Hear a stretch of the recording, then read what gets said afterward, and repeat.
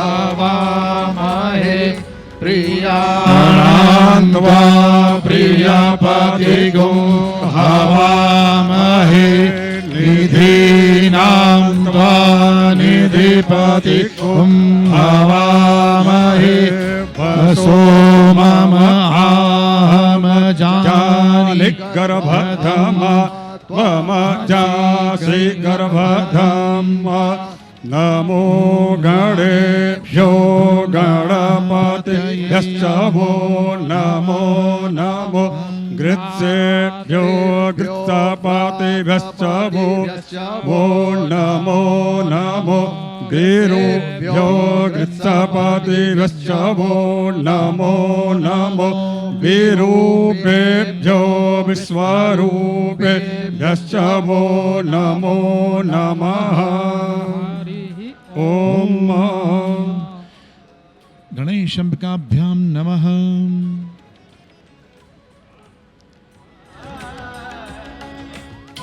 नमस्कार, प्रणाम।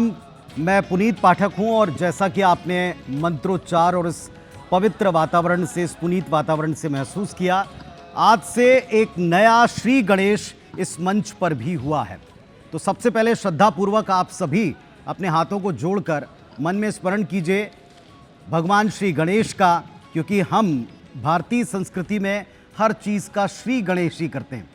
तो आज इस आरंभ में, आज इस 10 दिनों के गणेशोत्सव के श्री गणेश के अवसर के ऊपर एक नहीं 10-10 ज्ञान पुंज हमारे साथ हमारे इस स्टूडियो में मौजूद हैं। ये सबसे आधुनिकतम स्टूडियो में शायद भारतीय संस्कृति और इसकी परंपरा से जुड़े प्रथम पूज्य की पूजन का, उनके उत्सव का इससे शुभ आरंभ और क्या हो सकता है। वक्रतुंड महाकाय सूर्यकोटि समप्रभा निर्विघ्नं कुरु मे देव सर्व कार्येषु सर्वदा।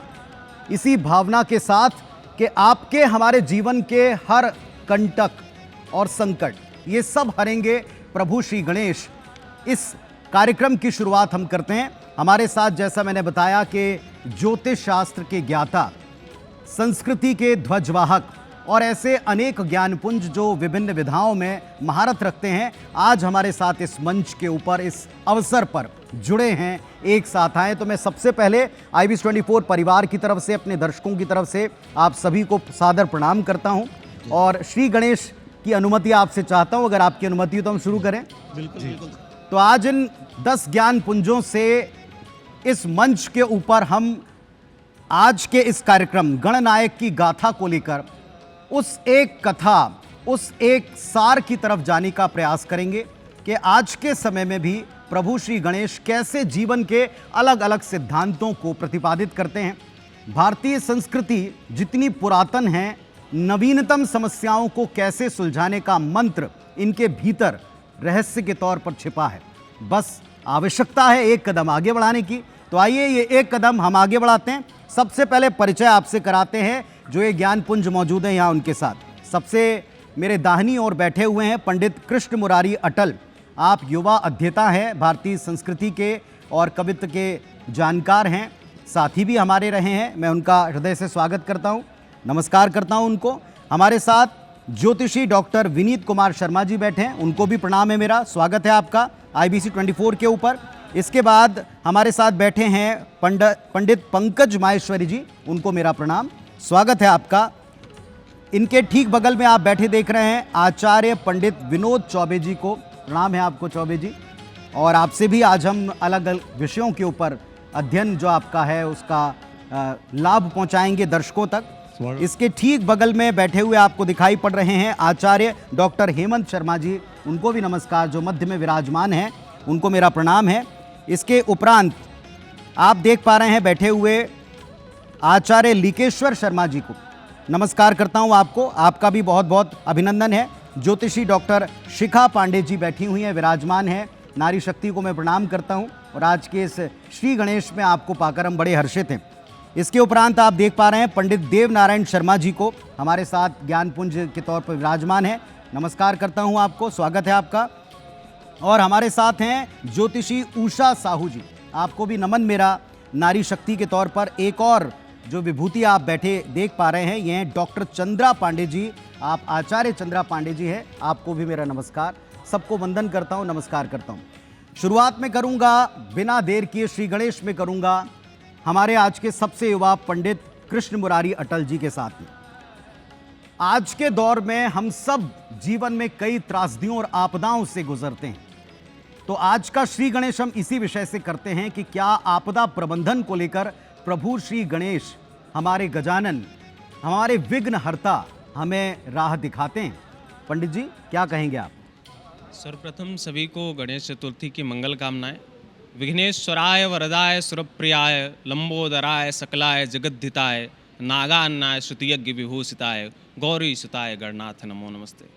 थोड़ा सा माइक पास कर जी, भगवान गणेश मंगल करता है और विघ्न हरता है, इस रूप में तो हम जानते ही हैं। लेकिन उनके जीवन के अगर हम सूत्रों की बात करें, अगर हम उसे देखेंगे बारीकी से, अगर हम गौर करें तो एक प्रसंग आता है कि भगवान गजानन गणेश और उनके भाई कार्तिकेय के बीच में एक प्रतिस्पर्धा हुई कि आप में से कौन ज़्यादा बुद्धिमान है या कौन मुश्किल का पहले हल निकालेगा। तो देवताओं ने कहा कि जो सबसे पहले पृथ्वी की परिक्रमा करके आएगा उसे बुद्धिमान माना जाएगा और उसे विघ्नों का हरण करने वाला माना जाएगा। कार्तिकेय के पास मोर था और भगवान गजानन के पास मूषक था। अब ऐसे में ये था कि मूषक से अगर जाएंगे तो पृथ्वी की परिक्रमा कैसे करेंगे। कार्तिकेय तुरंत निकले और मोर से परिक्रमा करने निकल गए और भगवान गजानन ने अपनी बुद्धि का प्रयोग किया और माता पिता की परिक्रमा कर ली। जब तक कार्तिकेय वापस लौट कर आए उन्हें ये लगा था मैं विजयी होऊंगा, लेकिन परिणाम ये हुआ कि भगवान गजानन विजयी हुई। और विजयी इसलिए हुए कि उन्होंने बताया कि माता पिता ही सबसे बड़े ईश्वर हैं और उनकी परिक्रमा कर लेना यानी पृथ्वी की परिक्रमा कर लेना। इससे हमें ये सीख मिलती है कि जब भी हमारे जीवन में कोई आपदाएं आती हैं, विपरीत परिस्थितियां आती हैं, तो हम बहुत दूर तक सोचते हैं लेकिन उसके हल हमारे आसपास ही छुपे होते हैं। यदि हम धैर्य के साथ देखें और प्रबंधन करें, सोचें कि इसकी गहराई में ऐसा कौन सा बिंदु हो सकता है जिसके चलते हम अपनी समस्या का निराकरण कर सकते हैं। तो भगवान गजानन हमें ये बताते हैं कि धैर्य रखिए, शांति चित्त रहिए और बुद्धि का प्रयोग कीजिए, समस्याओं के हल हमारे अपने आसपास ही दिखाई देंगे। तो जो इस कथा से वर्षों से, ये एक कथा ऐसी है, ये एक ऐसा उदाहरण है, ये एक ऐसा हम कह सकते हैं हिस्सा है हमारे जीवन का जो हमने सबसे पहले, इसमें बहुत से सार छिपे हुए हैं। प्रथम पूज्य वे क्यों हैं, प्रथम पूजन उनका क्यों होता है, माता पिता में कैसी समूची सृष्टि समाई हुई है, सृष्टि में उनसे बढ़कर कोई नहीं है। और ये जैसे पंडित जी ने बताया, हमारे युवा पंडित जी ने, कि आप आपदा प्रबंधन से भी इसे जोड़कर देख सकते हैं। विवेक का इस्तेमाल कीजिए और बड़े समस्याओं के ज़रूरी नहीं है कि आप बहुत लंबे चौड़े हल ढूंढें। कई बार एक छोटी सी परिक्रमा ही पर्याप्त होती है। अब चूंकि हमारे साथ इतने अधिक ज्ञानपुंज हैं और जीवन प्रबंधन का चर्चा अभी चला था, तो जीवन प्रबंधन के बारे में प्रभु श्री गणेश क्या बताते हैं? क्या कोई ऐसा उदाहरण है, क्या कोई ऐसा वृत्तांत है, कोई कथा है? जानने का प्रयास करते हैं डॉक्टर विनीत कुमार शर्मा जी से जीवन प्रबंधन पर प्रभु श्री गणेश। ओम विश्वानि देव सवितर दुरितानि परा शुभ यद भद्रम तन्न आशुभ। भगवान गणेश जो हैं, उनकी जो स्वरूप है, उनकी जो आकृति है, उसके एक एक अवयव से हमें प्रबंधन की शिक्षा मिलती है। भगवान गणेश मैनेजमेंट के सर्वोत्तम गुरु माने जाते हैं, सर्वोत्तम प्रबंधक माने जाते हैं। जिस तरह से भगवान श्री गणेश जी के दो कर्ण हैं, दो कर्ण आप देखेंगे वो विशाल कर्ण है, छोटे मोटे कर्ण नहीं है, उनकी आकृति विशाल है। इससे ये हमें जीवन शिक्षा मिलती है कि हमें लिसनिंग एबिलिटी जो है, हमें श्रवण करने की जो क्षमता है, सुनने की जो दक्षता है, वो हमारी अधिक प्रवीण होनी चाहिए। उनका मुख जो है वो छोटा सा है, अर्थात हमें बोलना कम है और चीज़ों को ग्रहण ज़्यादा करना है, सुनना ज़्यादा है, चीज़ों को एडॉप्ट ज़्यादा करना है। भगवान गणेश जी का सुंदर सा जो मस्तक है, जो विशाल मस्तक है, वो ये बताता है कि हमें चीज़ों को ग्रहण करना है, बुद्धिमत्तापूर्वक ग्रहण करना है, व्यक्ति को सुमेधावान होना है, सुमतिवान होना है, सुप्रज्ञावान होना है और सुप्रज्ञावान होकर के ऋतुंभरावान होकर जीवन जीना है। तो यह प्रबंधन हमें मिलता है कि हम बुद्धिमान बने, हम अपनी बुद्धि का अधिकाधिक से अधिक प्रयोग करें। इसके साथ ही जो विशाल लंबोदर कहा जाता है भगवान गणेश जी को, तो लंबा जो उदर है वह यह सिद्ध करता है, वह हमें प्रबंधन की शिक्षा देता है, वह यह मैनेजमेंट प्रतिपादित करता है कि हमारा मैनेजमेंट अनुकूल हो, हमें जीवन के सुख दुख लाभ हानि सभी चीज़ों को प्लस हो माइनस हो, इनको पचाने की दक्षता हमारे अंदर होनी चाहिए, इनको सहनशीलता की दक्षता हमारे अंदर होनी चाहिए। जिस तरह से भगवान गणेश सभी पदार्थों को पचाने की क्षमता रखते हैं, दक्षता रखते हैं, विशेषज्ञता रखते हैं, तो वैसे ही हमें सभी स्थितियों में सभी चीज़ों को संभालने की दक्षता हमारे अंदर, इसकी प्रवीणता का गुण होना चाहिए। और जैसा पूर्व वक्ता ने भी बताया कि माता पिता के प्रति हमारी भक्ति श्रद्धा आस्था जो है वह हमें प्रथमेश बनाती है, प्रमथेश बनाती है। आज के वर्तमान समय में, वर्तमान समय की युवा वर्ग को, किशोर वर्ग को, बच्चों को, सभी को इस बात का ध्यान रखना होगा कि जिस तरह से माता पिता की सेवा भगवान गणेश ने की, उसी तरह से हमें अपने माता पिता की सेवा करनी है, उनकी आज्ञा का पालन करना है। माता पिता के बताए हुए चिन्हों पर चलकर ही हम जीवन को प्रबंधन कर सकते हैं, उचित रूप से जी सकते हैं। इस बात का हमें विशेष ध्यान रखना है। अतः माता पिता की हम सर्वप्रथम सेवा करें, उन्हें गुरु माने, उन्हें भगवान मानकर हम जो पूजा करते हैं तो हमारे जीवन का प्रबंधन जो है वह स्वतः ही निखर के सामने आता है। और इसके साथ ही हमारे जो दंत हैं वह इस तरह से हों कि हम अपने शरीर से, अपने आकृति से ही, अपने शरीर के अवयवों से ही अपनी रक्षा करने के लिए प्रतिबद्ध हों, अर्थात हम पर दुश्मन कोई आक्रमण ना कर सके। तो ये सारे प्रबंधन, ये सारे मैनेजमेंट हमें भगवान गणेश जी से शिक्षा मिलती है। एक और बात जो आप ही की बातों से डॉक्टर शर्मा हम अपने दर्शकों तक पहुंचा सकते हैं, जैसा अभी हमें जो हमारे प्रथम वक्ता हैं कृष्ण मुरारी त्रिपाठी जी, अटल जी, उन्होंने हमको बताया कि एक परिक्रमा की जब बात आई तो सृष्टि ना घूमकर केवल माता पिता का, तो ये समय का भी प्रबंधन है, क्योंकि आज की युवा पीढ़ी का सबसे बड़ा प्रश्न है कि समय कहाँ है, उनके पास भाग दौड़ में समय नहीं है।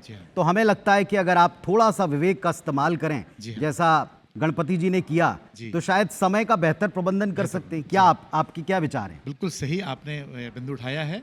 और गणेश जी से जैसे हमने बताया कि हम सुमति के देवता हैं, सुमेधा के देवता हैं और प्रज्ञावान बनाते हैं, हमारे विजडम को बढ़ाते हैं। तो निश्चित तौर पर ये जो गणेश जी ने जो बुद्धिमत्ता से जो कार्य किया, इस समय को बचाया और समय को व्यतीत ना करते हुए अपने माता पिता को ही संपूर्ण ब्रह्मांड और संपूर्ण पृथ्वी मान करके उन्हें परिक्रमा की, ये अपने आप में बहुत ही सुंदर सा उदाहरण बनता है। तो आपको केवल एक कदम, आपको केवल एक विवेक भरा निर्णय लेना है। समय और जीवन के प्रबंधन में इतना ही पर्याप्त है।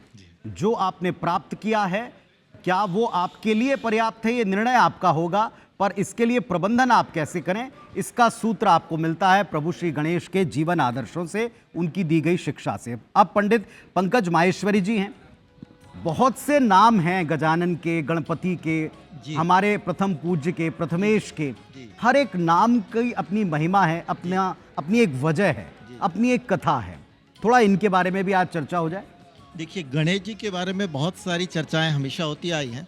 हमेशा हम उनको बुद्धि के देवता के रूप में विराजित मानते हैं, और कई बार ऐसा भी कहा जाता है कि जो संकटों से निदान करवाते हैं वो भी प्रभु श्री गणेश होते हैं। लेकिन उनका एक स्वरूप मुझे और भी लगता है कि यदि आपको संसार में अपनी माँ की भक्ति करनी हो तो गणेश जी के अलावा ऐसा कोई देवता आपको शास्त्रों में नहीं मिलेगा जिन्होंने अपनी माँ की आज्ञा के लिए अपने प्राणों को मस्तक तक कटा अपने मस्तक तक कटा दिया। और गणेश जी के आज माथे पे जो मस्तक विराजमान है वो भी भगवती की कृपा के कारण ही, क्योंकि सभी जो देवता थे उस तरीके से दिक्कत हो रही थी, तो सभी जो देवता थे उनके कहने पे माँ भगवती के कोप के कारण जो है सभी देवताओं ने मिलकर विचार किया और गणेश जी को प्रथम पूज्य बनाया। तो गणेश जी के बहुत सारे जो रूप हैं, एक जो गणेश जी का एक रूप है जिसे हम कहते हैं सुमुख, अर्थात सुंदर, जिनका जो मुख है वो सुंदर है, तो सुंदर मुख होने के कारण उन्हें सुमुख की संज्ञा भी दी गई है। और साथ ही साथ गणेश जी का एक जो और एक नाम है वो है एक दंत। तो एक दंत जो नाम है, जो भगवान गणेश जी के जो सर्वप्रथम में जो दो दंत थे, तो जब उनकी परशुराम जी से लड़ाई हुई तो उस समय उनका जो है एक दंत कट के गिर गया और एक दंत रह गया। तो लेकिन गणेश जी का यह दंत यह भी हमको बताता है कि जीवन में वो तो स्वयं देव हैं, लेकिन देव होने के बावजूद भी वो एक दंत से चला रहे हैं। अर्थात जीवन में हमारे सबके जीवन में कुछ ना कुछ विघ्न हमेशा आएंगे, उन विघ्नों को हमें हैंडल करते हुए हमें आगे निकलना है, उनको लेते हुए एक्सेप्ट करते हुए हमें आगे चलना है। ये गणेश जी के स्वरूप से हमें मिलता है। गणेश जी का एक स्वरूप और भी है जिसे हम कहते हैं लंबोदर, अर्थात उनका उदर जो है लंबा है। लंबा उदर का मतलब यह है कि उस उदर में उनका पेट जो है विशाल है, उस पेट में वो अच्छी और बुरी चीज़ें, दोनों ही चीज़ें हम अपने जो उदर में है वो अपने समाते हैं। अच्छाई और बुराई सबको लेके और सबको देखने के बाद भी जो अपने मन के भीतर जो आपको धैर्य रखना है, वो जो धैर्य जो है वो भी हमें गणेश जी से रखने को मिलता है। गणेश जी का एक स्वरूप और भी है जिसे हम गजानन भी कहते हैं। तो गजानन अर्थात उनका जो सिर है गज का है। गज का सिर, जब गणेश जी का मस्तक काटा गया था तो उसके बाद जो उन्हें सिर लगा था, गणेश का सिर जो है गज का सिर जो है उनके माथे पे लगाया गया था। तो जो गज का सिर है, देखिए हमारे संपूर्ण संसार को, सृष्टि को जो भी चलाता है, हमारी जो बुद्धि है, हमारी जो प्रज्ञा है, वो हमेशा तेज होनी चाहिए और उसे हमेशा हमें ध्यान रखना चाहिए। तो उस स्वरूप का जो वर्णन है गजानन का, यह जो मतलब है यह बताता है कि हमें सही तरीके से चीज़ों को, अपने उत्तरदायित्व को निर्वाह करना चाहिए। सब चीज़ों को सोच समझ कर हमें जो है निर्णय लेना चाहिए। उनका एक रूप और है जिसे हम गज कर्ण भी कहते हैं। तो गज कर्ण का मतलब ये होता है उनके कि कर्ण काफ़ी जो है विशाल है। तो कर्ण विशाल होने का मतलब यह बताता है कि जो हमारे सुनने की क्षमता है वो हमें ज़्यादा होनी चाहिए, बोलने की क्षमता कम होनी चाहिए। हम अपने जीवन में चीज़ों को अधिक से अधिक सुने, उसके बाद पूरा सोच समझ के हम उसके ऊपर अपने विचार या जो राय है उसे हम दें। और भगवान गणेश जी के एक स्वरूप और है धूम्राक्ष। यदि आपके जीवन में बहुत कठिनाइयाँ हो, बहुत संकट हो, अत्यंत आप परेशानी में हो, विकट परिस्थितियों में हो, तो भगवान गणेश का यह जो स्वरूप है धुएं की भांति आपके जो संकट है उसको उड़ाने की क्षमता रखता है। गणेश जी का एक स्वरूप और है जिसे हम विकट भी कहते हैं। अर्थात आपके जीवन में कठिन से कठिन परिस्थितियाँ हों, घोर से घोर परिस्थितियाँ हों, तो भी आप उस स्वरूप का स्मरण करते हैं तो आपको लाभ मिलता है। एक नाम उनका और है जो है विघ्ननाशक। अर्थात आपके जीवन में बार बार विघ्न आते हैं, बार बार कठिनाइयाँ आती हैं, संकट आती है, तो गणेश जी का इस स्वरूप का आप यदि स्मरण करते हैं तो आपके विघ्न जो है कटते हैं। उनका एक स्वरूप और है जिसे हम कहते हैं भालचंद्र। तो भालचंद्र अर्थात चंद्रमा पे उनके मस्तक विराजमान है। तो कठिन से कठिन परिस्थितियों में भी, दुष्कर परिस्थितियों में भी आपको अपने मस्तक को शांत रखना है। यह जो है गणेश जी के इस स्वरूप से हमें प्रेरणा मिलती है।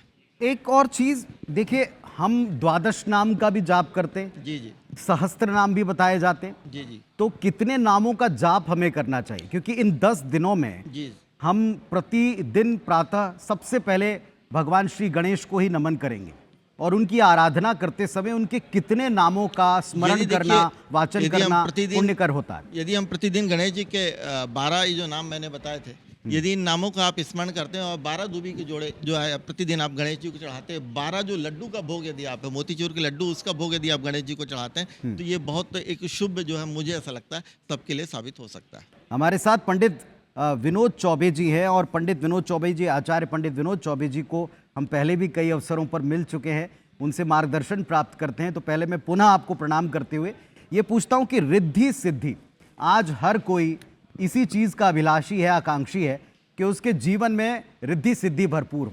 अब ये तो प्रभु श्री गणेश के साथ ही आती हैं, तो कैसे ये एसोसिएशन है, ये जुड़ाव है और आज के जीवन में हम कैसे इन्हें प्राप्त कर सकते हैं, एक साथ कैसे अपने जीवन में इनका समागम हो सकता, बताइए जरा।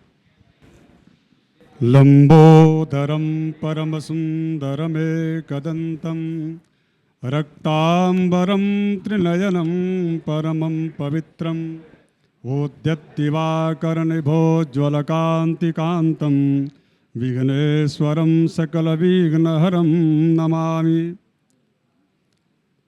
पुनीत जी भगवान गणेश जी को बड़ा ही अच्छा गोस्वामी तुलसीदास जी कहते हैं कि यह केवल मात्र सिद्धि प्रदाता नहीं बल्कि सिद्धि सदन है। भगवान गणेश जी सिद्धि सदन का है, वो सिद्धि सदन गज वदन विनायक, यानी कि सिद्धि के सदन है, इसलिए सिद्धि के सदन है।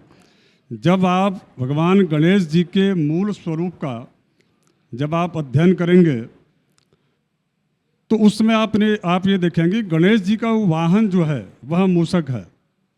गणेश जी का वाहन मूषक है और मूषक का जब आप अध्ययन करेंगे तो वह हमेशा क्रिएटिव मुद्रा में रहता है, यानी कि वह सदैव मूषक कुछ न कुछ जो है काम करते रहने की प्रवृत्ति रहती है। और हमारे यहाँ नीति सूतकम में कहा गया कि उद्यमेन ही सिद्ध्यंति, किसी भी प्रकार के कार्य की सिद्धि यदि प्राप्त करनी हो उसका मूल मंत्र है उद्यमेन ही सिद्ध्यंति न कार्याणि मनोरथैः न ही सुतस्य सिंहस्य प्रविशन्ति खगे मृगा। तो गणेश जी का, चूंकि आज गणेश चतुर्थी है भाद्र शुक्ल पक्ष की, वैसे तो प्रत्येक माह के शुक्ल पक्ष में जो चतुर्थी होती है वह वरद वैनायकी गणेश चतुर्थी के नाम से प्रसिद्धि है। और इसके साथ साथ में जो कृष्ण पक्ष की जो चतुर्थी होती है वह चौथ जो है संकष्टी गणेश चतुर्थी होती है। किंतु इन पूरे 12 महीनों में भाद्रपद शुक्ल पक्ष की यह चतुर्थी जो तिथि है, जिस दिन हम सभी यहाँ उपस्थित हैं और आईबीसी के जितने भी दर्शक देख रहे हैं, तो यह आखिर इस तिथि की विशेषता क्या है? तो देखिए, इसमें ज्योतिषीय दृष्टिकोण से मैं बोलूँगा कि चूंकि आज कन्या राशि है, चंद्र कन्या राशि पर हैं और हस्त नक्षत्र बीता है, तो वह 5:55 या 56 पर समाप्त हुआ है। इसके बाद से चित्रा नक्षत्र प्रारंभ हुआ और चित्रा नक्षत्र का द्वितीय चरण चल रहा है इस समय वर्तमान में। और द्वितीय चरण का महर्षि पराशर जी कहते हैं कि स्वामी गणेश जी हैं। कितना अद्भुत हमारा ज्योतिष है वांग्मय, वैदिक वांग्मय में, कि मतलब गणेश जी का मध्य दिवस में उनका आगमन हुआ था और उसके कारक भी चित्रा नक्षत्र के द्वितीय चरण के कारक भी गणेश जी हैं। और आज का विशेष दिन इसलिए है क्योंकि आज जो है बुधवार दिन भी है और बुध और केतु 2 जो ग्रह हैं उनके स्वामित्व गणेश जी करते हैं।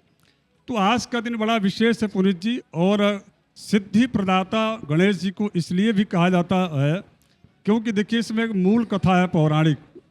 थोड़ा मैं उधर आप लोगों को ले चलना चाहूँगा जी अवश्य समय के अनुसार। तो देखिए इसमें एक बार की बात यह है कि विश्वरूप जी एक प्रजापति जिसको विश्वकर्मा के भी नाम से जाना जाता है, उनकी 2 कन्याएं थीं।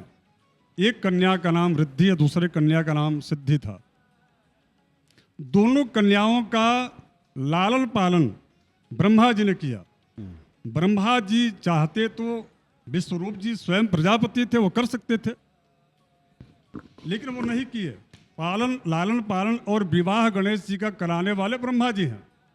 ब्रह्मा जी स्वयं कह रहे हैं ब्रह्मवैवर्त पुराण में कि मैं इनका विवाह इन दोनों कन्याओं का इसलिए मैं करा रहा हूं क्योंकि मैंने इनको लालित पालित किया, इन दोनों कन्याओं का जिनका विवाह गणेश जी से हुआ था। इसलिए चूंकि ब्रह्मा कौन है? ब्रह्मा ज्ञान के प्रतिमूर्त हैं जी। आप गणेश जी के वाहन के साथ यदि आप भगवान गणेश जी की आराधना करेंगे और प्रतिदिन करेंगे, इस पूरे IBC 24 के भी कैंपस में भी पूजा हुआ, हमारे परम मित्र हैं उन्होंने कराया। तो जब आप करेंगे तो कर्म, गणेश जी का वाहन कर्म होता है, कर्म पर सवार है गणेश जी, तब आपकी सिद्धि प्राप्त होगी।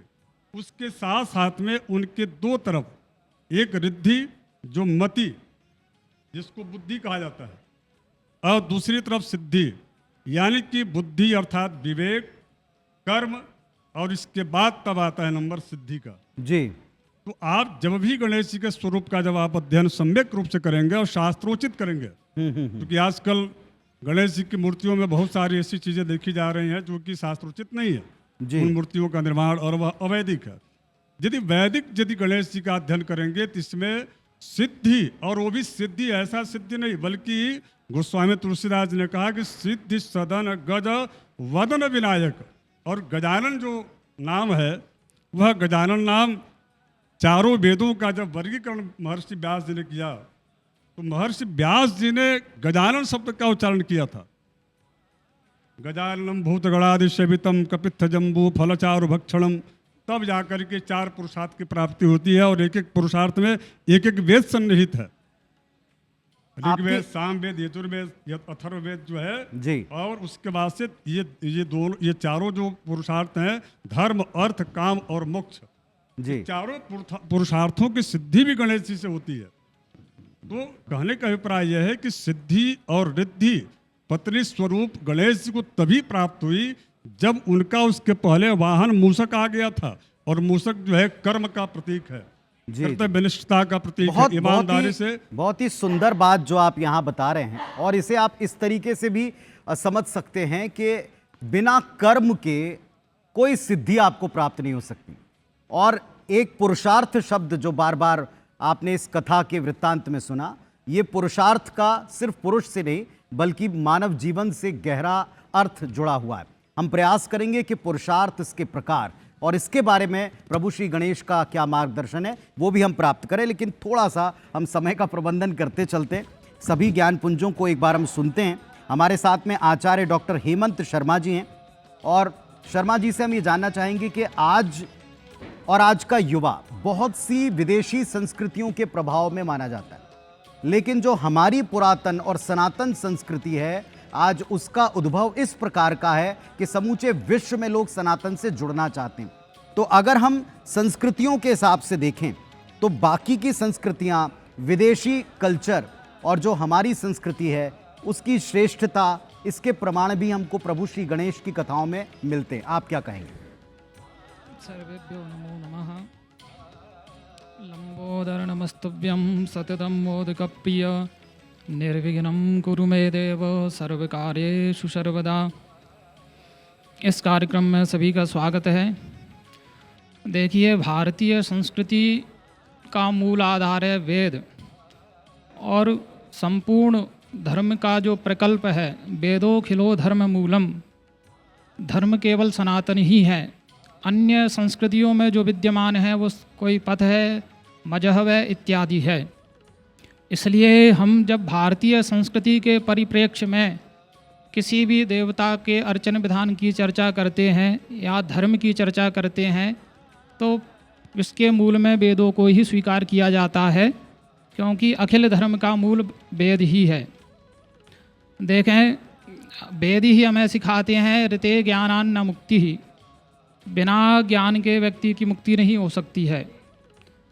और बहुत ही सुंदर प्रश्न है। हमारे जो गणपति हैं, गणपति शब्द की व्युत्पत्ति मैं आपको बता देता हूँ कि गणपति शब्द का अर्थ क्या है। सबसे पहले तो गणपति शब्द आया कहाँ पर, तो मैं बताना चाहता हूँ कि ऋग्वेद में ही सबसे पहले गणपति शब्द का प्रयोग हुआ। इसके अलावा अन्य वेदों में कई सारे मंत्रों में गणपति शब्द का प्रयोग है। एक मंत्र हमने जो मंगलाचरण में ही बोला था, गणानां त्वा गणपति गुं, वहाँ पर शुक्ल यजुर्वेद का मंत्र है, गणपति शब्द का प्रयोग है। सामान्य रूप से गणानां पति ही गणपति ही, जो गणों के स्वामी हैं वो गणपति होते हैं, ये सामान्य अर्थ है। इसका विशिष्ट अर्थ आपको गणेश पुराण में देखने को मिलेगा। वहाँ पर गकारः ज्ञान प्रदाता, अर्थात गकारस्तु ज्ञान प्रदाता, उसमें गकार गणेश जी का जो गा है वो ज्ञान को देने वाला है। णस्तु निर्माणदायकः, और जो अणा है वो निर्वाण यानी मुक्ति को देने वाला है। और तयो ईशम परब्रह्म, उन दोनों जो ईश हैं और परब्रह्म के रूप में जो विराजमान है, उन गणेश जी को गणेशम प्रणमाम्य, हम उन गणेश जी को हम प्रणाम करते हैं। तो ज्ञान और निर्वाण इन दोनों के प्रदाता भगवान गणेश जी हैं, और ज्ञान के बिना आपका निर्वाण नहीं होगा। इसलिए प्रकारांतर से जो पंचदेवोपासना आदि शंकराचार्य जी ने बताई, उसमें भगवान गणेश जी भी पंचदेवों में प्रमुख रूप से पूजित होते हैं। गृहस्थ के लिए आदि शंकराचार्य जी ने पंचदेवों की उपासना बताई है। प्रत्येक गृहस्थ जो अपना कल्याण चाहता है वो गणपति, दुर्गा, शिव, विष्णु और भगवान सूर्य की पूजा करे, आराधना करे। गृहस्थ अगर इन पंचदेवों की उपासना नहीं करेगा तो उसको विभिन्न प्रकार की समस्याएं आएंगी, और इनमें भी गणेश जी की पूजा सर्वप्रथम शास्त्रों ने निर्दिष्ट की है। तो जो ज्ञान और निर्वाण दोनों को ही प्रदान कर दे वो भगवान गणेश हैं। उन्हीं गणेश जी का आज दिन है। इसके अलावा हमारे पूर्वाचार्य जी ने एक दंत शब्द का प्रयोग किया था, उसका भी बड़ा सुंदर परिभाषा गणेश पुराण उपपुराण की श्रेणी में आता है। 18 मुख्य पुराण है, 18 उपपुराण है। तो उसमें उसका अर्थ दिया गया एक दंता सर्वेश्वर प्रतीकः। एक दंत में एक जो शब्द है वो सर्वेश्वरत्व का, ब्रह्म का सूचक है, और दंत जो शब्द है वो बल का सूचक है।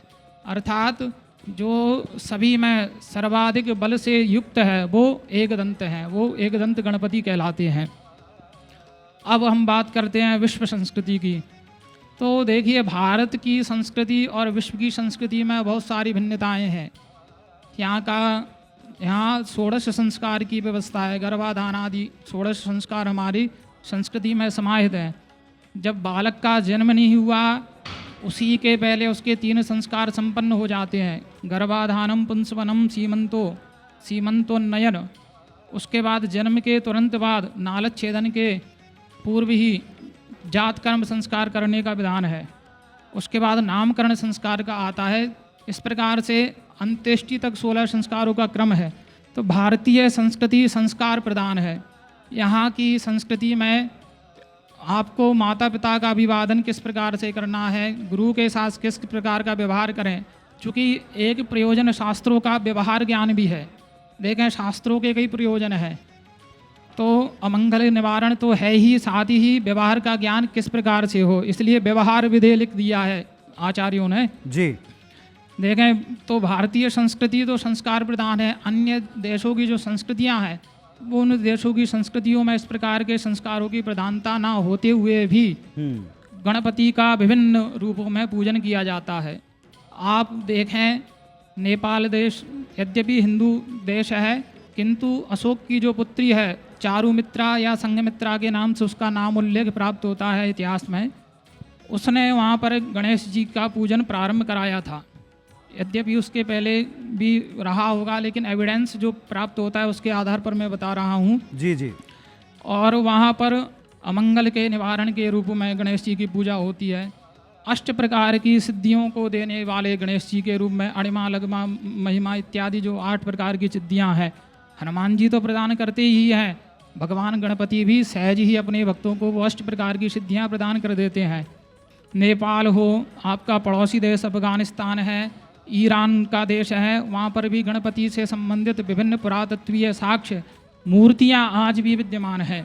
तो इसके अलावा ये सब कहीं इस बात को भी दर्शाता है जी कि आप विकास यात्रा में विकसित श्रेणी के राष्ट्रों में चाहे जिनकी भी गिनती कर लें, जी, लेकिन अगर आत्मिक शांति, आध्यात्मिक वैभव, पुरातन संस्कृति और उससे मिलने वाली सुगंध, अगर इसे समाहित करें, इसे जोड़ें, तो आपको एक सनातन संस्कृति ही राह दिखाती नजर आती है। और इसके जो प्रभु श्री गणेश ध्वजवाहक हैं, जैसा आपने बताया कि विश्व के कोने कोने में इनकी प्रतिमाएं इस बात के प्रमाण देती हैं। कुछ और थोड़ी देर बाद हम इस बात को विस्तार देंगे जो आपने कहा है, बड़ी खूबसूरत बात है।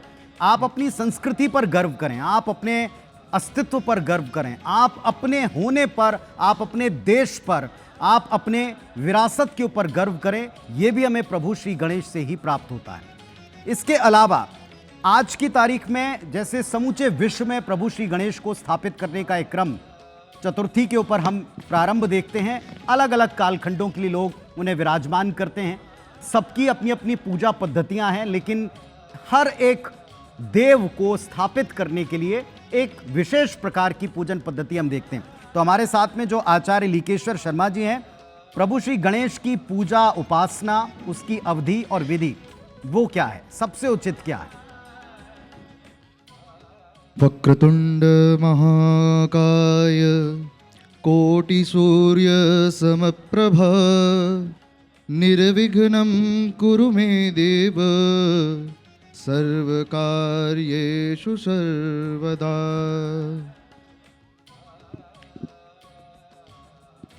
जैसा पूर्व में आचार्य जी ने कहा कि वेदो खिलो धर्म मूलम, वेद ही धर्म का मूल है। और धर्म की बाकी व्याख्याओं को छोड़कर यदि मैं धर्म की यह व्याख्या करूं, यतो अभ्युदय निश्रेयस सिद्धि सधर्म, कि जहां आपका अभ्युदय हो, निश्रेयस सिद्धि हो, वही धर्म है। इस व्याख्या करने के बाद जिस प्रकार की आध्यात्मिक चेतना भारतवर्ष में उत्पन्न हुई, उतनी आध्यात्मिक चेतना शायद विश्व के किसी भी देश में नहीं हो पाई है। कारण यह है कि जिस समय सारा विश्व बर्बरता से युक्त था, मारपीट में लगा हुआ था, भोजन के लिए केवल एक आदिम मनुष्य की तरह जीवन जी रहा था, उस समय भारत अपनी आध्यात्मिक चेतना के सर्वोच्च शिखर पर था।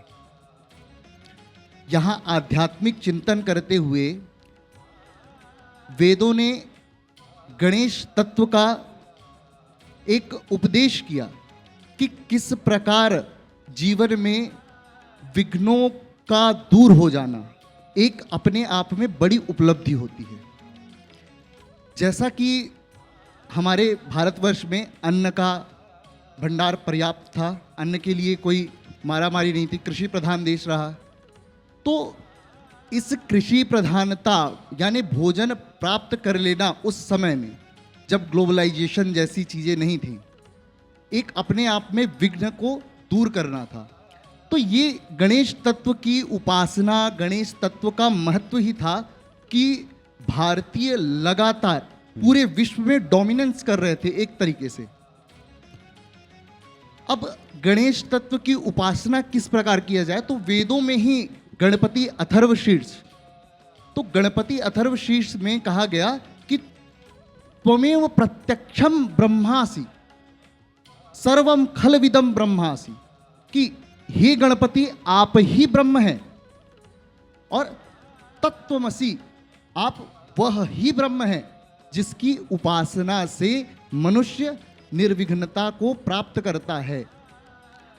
अब गणेश जी की उपासना निराकार, वेदों में जो स्वरूप है वह निराकार है।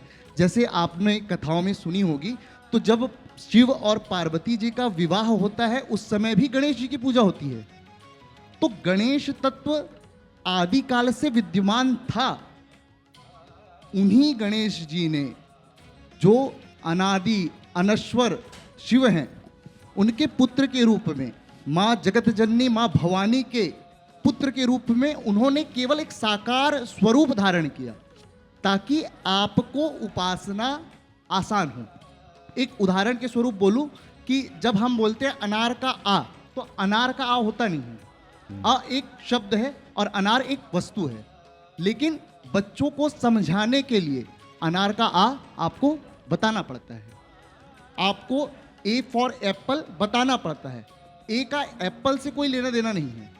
उसी प्रकार जो परम तत्व पर ब्रह्म परमेश्वर परमात्मा है, उन्होंने जब देखा कि मनुष्यों की बुद्धि क्षीण होते जा रही है, मनुष्य निरीश्वर यानी निराकार ईश्वर को प्राप्त नहीं कर पा रहे हैं, निराकार ईश्वर की उपासना नहीं कर पा रहे हैं, ध्यान नहीं कर पा रहे हैं, तो उन्होंने साकार रूप में गणेश जी के रूप में अपने आप को अवतरित किया, अपने आप को ही सृजा और उन्होंने एक साकार स्वरूप दिया ताकि आप उनकी उपासना कर सके।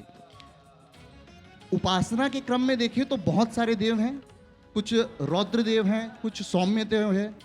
तो सौम्य में सौम्यतर और गणेश जी सौम्यतमम हैं, यानी जैसे आप गोपाल जी की पूजा करते हैं वो सौम्यतर हैं, अन्य देवों की अपेक्षा सौम्यतर हैं, लेकिन गणेश जी सौम्यतमम है। आप उनका कैसा भी स्वरूप बना लीजिए, किसी भी स्वरूप में आप पूजन कर लीजिए, गणेश जी के जितने स्वरूप आप देखते हैं उतने स्वरूप शायद ही किसी अन्य भगवान के, ईश्वर के हों।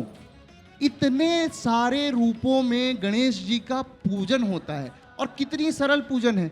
अगर आपको उपासना प्रारंभ करनी है, अपने जीवन को उपासना के पथ पर अग्रसर करना है, तो गणेश जी से सर्वोत्तम इष्ट आपका कोई हो ही नहीं सकता। पूजन के लिए क्या चाहिए? आपके पास कुछ नहीं है, दुर्वा ले आइए, दूबी, मोदक ले आइए, मोदक सर्व उपलब्ध है, बहुत ज़्यादा महंगी मिठाई नहीं है, बहुत महंगी नैवेद्य आपको नहीं लगाने पड़ेंगे।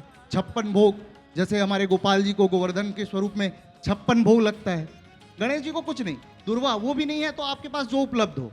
इतने सौम्य, साधारण छोटे बच्चे भी आप देखेंगे तो जब 1893 के आसपास लोकमान्य तिलक जी ने गणपति बैठाने का, मूर्ति के स्वरूप में बैठा के प्रारंभ किया, तो उसका कारण था राष्ट्रीय एकीकरण, कि लोग अपने घर से बाहर निकले, एकत्र हों। और देखिए धीरे धीरे वो चलते हुए ऐसा हुआ कि छोटे छोटे बच्चे भी छोटा सा पंडाल बना के भगवान गणेश की स्थापना कर लेते हैं, उनका वाहन मूषक को बैठा लिए, हल्की सी पूजा कर लिए आनंद से। भगवान गणेश की पूजन के लिए आपको बहुत कष्ट साध्य उपाय करने की आवश्यकता नहीं तो पड़ती। आचार्य जी, मैं यही प्रश्न आपसे फिर पुनः दोहराऊंगा कि क्या विधिवत अगर हम पूजन करते हैं तो 10 दिनों तक बिठाने का विधान है? कुछ लोग 3 दिवस बिठाते हैं, कुछ 5 दिवस बिठाते हैं, कुछ 7 दिवस बिठाते हैं, कुछ व्यवस्थागत परिवर्तन इसमें आते चले गए। तो विधान में क्या कुछ इस बात का उल्लेख है कि आपको कितने दिवस की ये पूजन करनी है? विधान जैसा आपने बताया कि क्षेत्रगत जो है लोक परंपरा सर्वोपरि रहते हैं, कि लोक परंपरा के अनुरूप आप पूजन कर सकते हैं। तो कहीं 1 दिवस विधान है, 1 दिवस, 3 दिवस, 5 दिवस, सप्त दिवस और एकादश यानी 11 दिवस। इस दिनों तक, इतने दिनों तक एकादश दिवस इसलिए रखा गया है क्योंकि उस समय राष्ट्रीय चेतना को बढ़ाना था। तो जितने ज़्यादा दिनों तक लोग एकत्रित हों तो स्वतंत्रता संग्राम की जो बातें हैं, एक राष्ट्रीयता की भावना है, वो लोगों तक पहुंचाने में बड़ी सुविधाजनक हो जाती है। इसलिए वो 11 दिवस तक चला। और एक कथा, पौराणिक कथा भी आती है कि नाग कन्याओं ने जो है 11 दिनों तक भगवान गणेश की पूजा कर अपना इष्ट जो है, अपना जो मनोवांछित फल है वो प्राप्त किया था। तो इसे ध्यान देते हुए लोकमान्य तिलक जी ने इसे 11 दिवस तक यानी अधिकतम दिवस तक रखा। अंतिम जो है अनंत चतुर्दशी, वो भगवान विष्णु में, और विष्णु परम देवता हैं, तो विष्णु में ही उनको समाहित कर लिया गया कि चतुर्थी से लेकर आप अनंत चतुर्दशी तक, विष्णु तक इस उपासना को आप लेकर चलें। बहुत सुंदर बातें आज हम आचार्य जी से सुन रहे हैं और ये एक मार्गदर्शन है। ये मार्गदर्शन, ये प्रश्न आज की तारीख में हर एक प्रश्न का निदान हम फौरन गूगल या एआई पर ढूंढते हैं, पर आज हमारे पास ऐसे ज्ञानपुंज हैं और ये अनेकानेक एआई से लेस आप इन्हें कह सकते हैं, युक्त आप इन्हें कह सकते हैं। अब आगे बढ़ते हुए, चूंकि तंत्र मंत्र का पक्ष आज की तारीख में बड़ा प्रबल है, तो डॉक्टर शिखा पांडे जी हैं इसकी विद्वान हमारे बीच में। आप हमें बताइए कि जो तंत्र मंत्र का पक्ष है वो प्रभु श्री गणेश से, गजानन से कैसे जुड़ता, आबद्ध होता है और एक बड़ी पवित्र एनर्जी मानी जाती है। सुमुख एक दंतस्य कपिलो गजकर्णक धूम्रकेतुर्गणाध्यक्षो भालचंद्रो गजानन। और श्री गणेश जी का ध्यान करते हुए मैं आज का अपना वक्तव्य आपके सामने समर्पित करती हूँ। जैसा कि देखा गया है कि हम 10 महाविद्या के बारे में सभी जानते होंगे, और ये जो 10 महाविद्या है, काली, तारा, भुवनेश्वरी, छिन्नमस्ता, भैरवी और बगुलामुखी, मातंगी, कमलात्मिका, तो ये सारी जो 10 महाविद्याएं हैं, इनके अपने अपने गणपति होते हैं और इन गणपति की विशेष यानी जो भी मनोकामनाएं रहती है उसके हिसाब से उन गणपति को सिद्ध किया जाता है। और 11 या 21 दिनों की ये साधना रहती है और अपने हिसाब से इन गणेश जी की यदि तांत्रिक विधि से पूजा उपासना की जाए तो उसका बहुत अच्छा फल मिलता है। परंतु ये पूजा उपासना के लिए आपको एक समर्थ गुरु से सिद्धि प्राप्त करना जरूरी है और ब्रह्मचर्य का पालन जरूरी है और स्वच्छ पवित्र होना जरूरी है और अपने ऑरा, अपनी एनर्जी को बहुत अच्छा बनाकर साधना सिद्धि के द्वारा अपने को मजबूत करना जरूरी है। तो ये सभी चीज़ें हैं जो आपको बहुत ध्यान देना है। और ये जो 10 महाविद्या 10 ग्रहों को भी कनेक्ट करती हैं और ये 10 ग्रह जो हैं गणपति से भी जुड़े हुए हैं और इनके अपने अपने बीज मंत्र होते हैं। आपको लाइन से मैं इनके बीज मंत्र भी बताऊंगी और इन बीज मंत्र का और कुछ जाप की संख्या भी रहती है, किसी की 1000, किसी की 1008।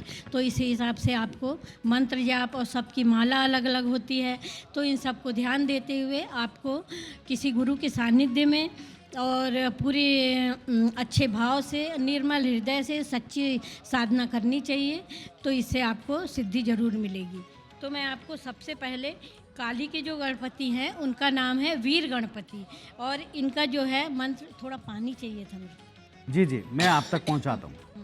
आपने जैसा जिन सिद्धांतों का उल्लेख किया और आपने बताया कि गुरुवर की आवश्यकता आपको इनमें पड़ेगी, बिल्कुल जरूर। क्या आप ये आज की पीढ़ी को, युवाओं को ये मार्गदर्शन प्रदान करेंगी? देखिए, मंत्र तो हम समझते हैं जी, यंत्र भी समझते हैं, लेकिन जब बात तंत्र की आती है तो इसका एक नेगेटिव अर्थ कुछ लोग निकालना शुरू करते हैं। आपका मार्गदर्शन बस इस बारे में।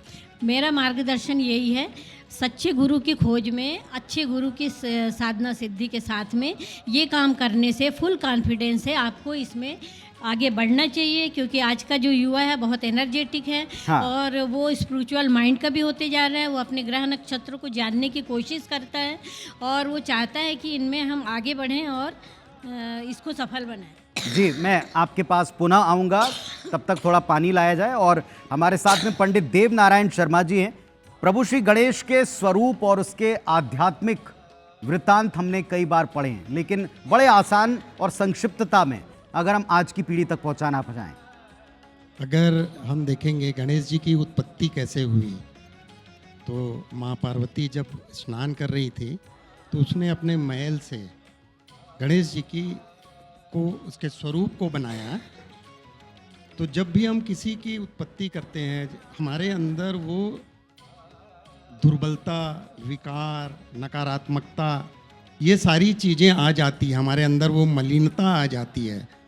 तो भगवान शिव जी जब घर वापस आए और उनने देखा कि एक बालक है जिसके अंदर तरह तरह की विकृतियां हैं, तो उनने उनके अहंकार को नष्ट किया। अहंकार कहाँ है हमारा? यहाँ सिर पे। हमारी दुष्प्रवृत्तियां कहाँ हैं? ऊपर के हिस्से में हमारी सारी दुष्प्रवृत्तियां हैं जो मन से संचालित होती हैं। उसको कैसे अलग करके, काट के, और उसकी जगह एक सोते हुए हाथी के सिर को लगाया गया। तो ये जो समर्पण की जो भावना है, अहंकार का नाश है, वो कैसे होगा? तो यहाँ से फिर आध्यात्म की शुरुआत होती है। जब हम साधना करते हैं, ध्यान की तैयारी करते हैं, अपने अंदर आंख बंद करके डूबते जाते हैं, तो धीरे धीरे हमारे अंदर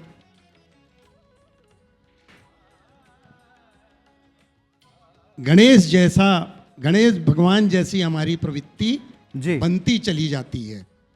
कैसे?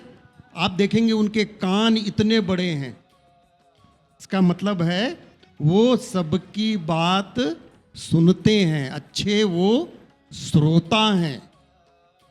और केवल श्रोता नहीं है, क्योंकि कान से भी लोग आपके पास कुछ बोल के चले जाते हैं और आप उनकी बात पे सहसा विश्वास कर लेते हैं। नहीं, वो आंखों से भी समन्वय करते हैं, देखते भी हैं, उनकी दृष्टि भी है। वो कब होगा? जब आप नीरक्षीर विवेकवान होंगे। बुद्धि से भी ऊपर की जो स्थिति है, वो उसको कहते हैं हम विवेकशील व्यक्ति। वो विवेक प्रदान करने वाले हमारे भगवान हैं। वो कैसे प्राप्त होगा विवेक? तो ये जो हमारी सूक्ष्म शरीर की 4 प्रवृत्तियां हैं, मन, बुद्धि, चित्त, अहंकार, तो बुद्धि से जब और परे चले जाते हैं, हम ऊपर चले जाते हैं, तो हमारे अंदर वो विवेक की क्षमता विकसित होती है। हमारे जब अहंकार का निर्मूलन होता है, तो वो अहंकार हमारा दिव्यता में परिवर्तित होता है। कैसे होगा? बगैर साधना के, बगैर ध्यान के संभव नहीं है। और ध्यान के प्रतीक कौन है? भगवान शिव हैं।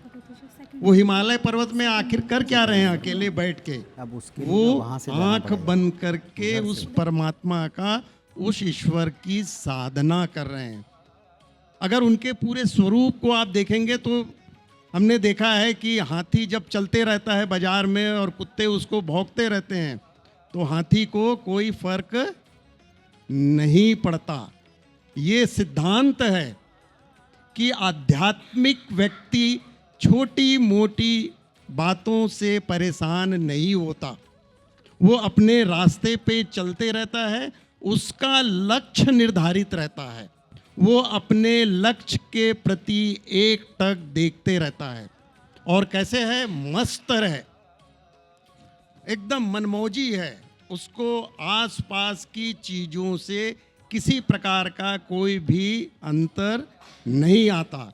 अगर हम उसको देखेंगे उसकी पेट के तरफ में, विशाल काय उनका पेट, हाथी का पेट कितना बड़ा हो सकता है, और वो पेट में पचाने की क्षमता, जो कुछ हमसे कहा गया, हमारे सहयोगी ने, हमारे सबऑर्डिनेट ने, हमारी पत्नी ने, हमारे परिवार के सदस्यों ने, उसको अंदर पचा लेना, उसको बाहर डिस्क्लोज नहीं करना, सारी दिक्कतें तो यहीं से आती है। ये होगा कैसे? फिर से मैं कहूँगा, ये आध्यात्मिक चिंतन के बगैर संभव नहीं है। एक और चीजें हैं जो उनने अपने अंदर लाया, वो चूहे की सवारी। अगर आप देखेंगे तो चूहा दिन भर कुतरते रहता है, उसका मन वो स्थिर नहीं है, कुछ ना कुछ वो कर रहा है। उसके ऊपर वो जो चंचल मन का उसका जो सवारी है, उस पे वो सवार है। वो आध्यात्मिक रूप से प्रतिष्ठित हमारे देवता हैं। इसलिए अगर हम देखेंगे तो पूरा का पूरा जो 10 दिन का ये हमारा उत्सव है, ये हमको कहता है कि आप आध्यात्मिक रूप से विकसित होते चले जाएं और समाज के ऊपर में आपका योगदान हो। बहुत सुंदर बातें आपने की और आपने बिल्कुल सही कहा। इनके स्वरूप में आज के वक्त की, आज के समय की सारी आवश्यकताओं, अहर्ताओं, इन सब का समावेश आप इस स्वरूप में देख सकते हैं। और हर स्वरूप, सरल से सरल स्वरूप भी प्रभु श्री गणेश का बन जाता है। इसे आज के बाजार ने भी अपनाया। अगर आप थोड़ा सा ध्यान देंगे तो आप इस बात को ज़रूर सत्य पाएंगे कि आज की तारीख में छोटे से विराटतम प्रभु श्री गणेश की प्रतिमाओं के इतने प्रकार और जिन जिन चीज़ों से उसका निर्माण आप कल्पना में सोच नहीं सकते, ऐसी चीज़ों से भी प्रभु श्री गणेश का निर्माण होता है। तो ऐसे सुंदर स्वरूप का वर्णन, व्याख्या जो हमें आज पंडित देवनारायण शर्मा जी ने की है, वो वाकई अद्भुत है। अब चूंकि बड़ा कम समय बचा है, ज्योतिषी उषा साहू जी हमारे बीच में हैं। उनको प्रणाम करते हुए ज्योतिषी महत्व इस 10 दिवसीय पूजा का या प्रभु श्री गणेश की पूजा का क्या है?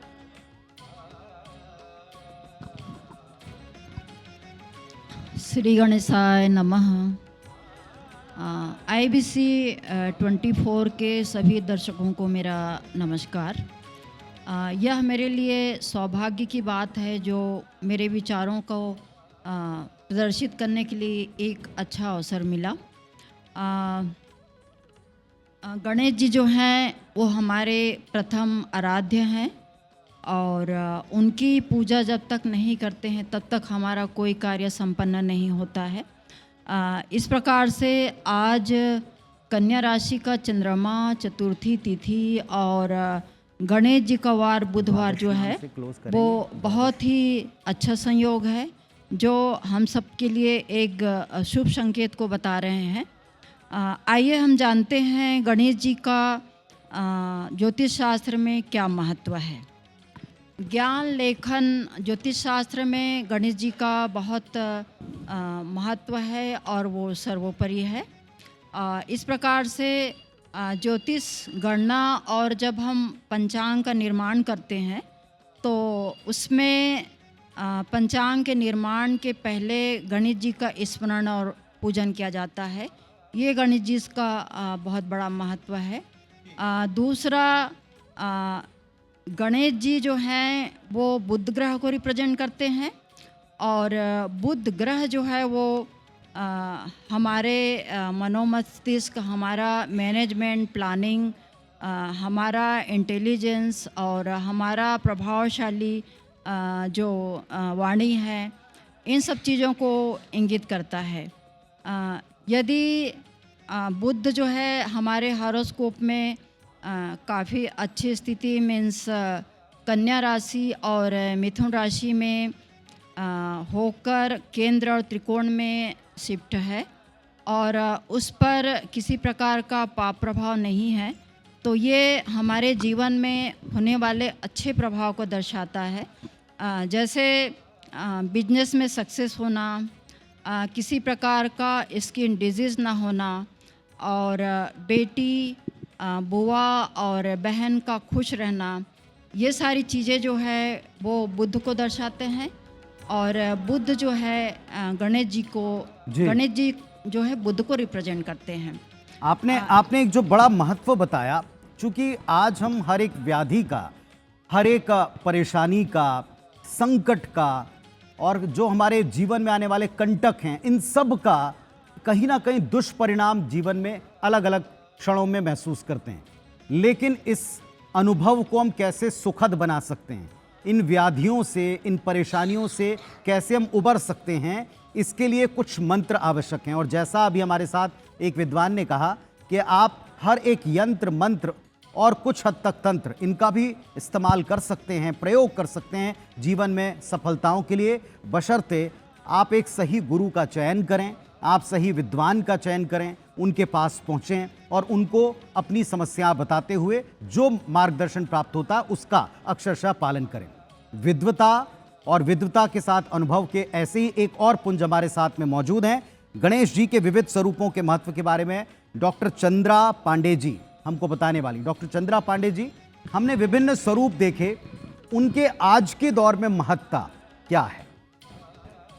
श्री गणेशाय नमः। सारे दर्शकों को मेरा नमस्कार है। मैं बताना चाहूँगी कि गणपति के बहुत सारे विविध स्वरूप हैं और लोगों ने इनके विविध स्वरूपों को मतलब दिखाया है लोगों को और बताया है। तो गणपति जो हैं उनको बोला गया है कि गणपति हमारे दोस्त हैं, बच्चे लोग ऐसा समझते हैं। तो उनका सबसे पहला स्वरूप है कि बाल गणपति, उसमें उनकी मासूमियत दिखाई गई है और उनको बताया गया है बच्चे लोग इतना पसंद करते हैं, हैप्पी होते हैं, उनको देख के खुश होते हैं और उनके सोचते हैं ये हमारा दोस्त है, ये हमारी सहायता करेगा। हालांकि गणपति भगवान जो हैं वो बुद्धि के देवता हैं और ये बहुत ज़रूरी है कि बच्चों का आकर्षण जो है वो बुद्धि की तरफ हो, तो उनको पढ़ाई में मन लगे और वो लोग बुद्धि से आगे बढ़ें अपनी बुद्धि से। इसलिए उन लोगों को ऐसा लगता है कि गणेश भगवान मेरे दोस्त हैं और दोस्त होने के साथ ही साथ में वो जो हैं दोस्त हैं और मैं इनसे जो बोलूँगा वो काम पूरा कर देंगे। तो वो बुद्धि के देवता होके भी बच्चों के बाल स्वरूप में अपनी मासूमियत दिखाते हैं। और दूसरा है वीर गणपति। वीर गणपति हैं जो कि योद्धा के रूप में हैं। जब लगता है लोगों को कि हमारी जो है परेशानी है और ये परेशानी हमसे दूर नहीं हो पाएगी और हमें किसी हेल्पर की ज़रूरत है जो हमारी समस्या को दूर कर सके, तो इस नाम से उनको एक शक्ति और साहस के रूप में योद्धा गणपति के रूप में भी देखा गया है और भक्त गणपति के रूप में भी देखा गया है।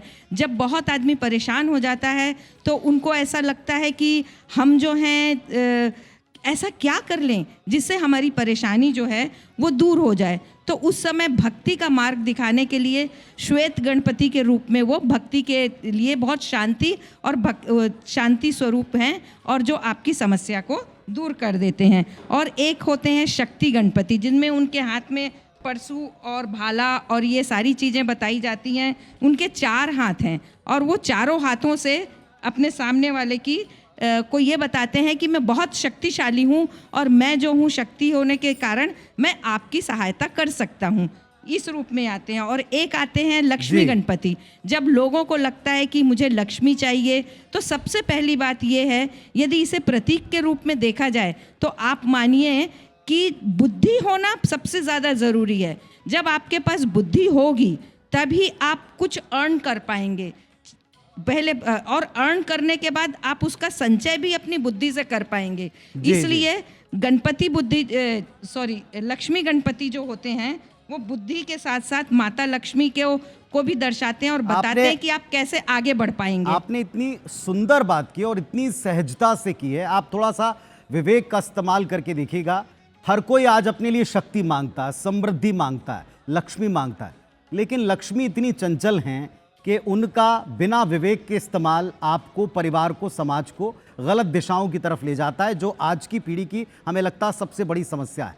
तो इन स्वरूपों में बाल गणेश, शक्ति गणेश, भक्ति गणेश, मातृ भक्ति का इससे बड़ा और क्या विकल्प हो सकता है कि अपना शीश आप माता के सुरक्षा में उनके एक आदेश पर न्यौछावर कर दें। ये प्रभु श्री गणेश और रिद्धि सिद्धि के साथ, लक्ष्मी के साथ ये आपके घरों में प्रवेश करें, ऐसी कामना हम कर सकते हैं। सभी ज्ञान पुंजों को मैं यहाँ से नमन करता हूँ समय का प्रबंधन देखते हुए, और ये निवेदन करूँगा कि जिन द्वादश नामों का एक मंत्रोच्चार के साथ पवित्र वातावरण में हमने इसे प्रारंभ किया था, तो द्वादश नाम के साथ हम इसे आज के पूजन के तौर पर समर्पित करते हैं। प्रभु श्री गणेश को आप सबकी अनुमति से मैं इसे आराम दूं, विराम दूं, उसके पहले मैं निवेदन करूंगा कि हम उन द्वादश नामों का वाचन करते हैं, ताकि आज से जो श्री गणेश हुआ है 10 दिवसीय उत्सव का, वो हम सबके घर में सुख समृद्धि लेकर आए। और जिन स्वरूपों का वर्णन अभी कर रही थी हमारे बीच में चंद्रा पांडे जी, उन सारे स्वरूपों का लाभ हमको मिल पाए।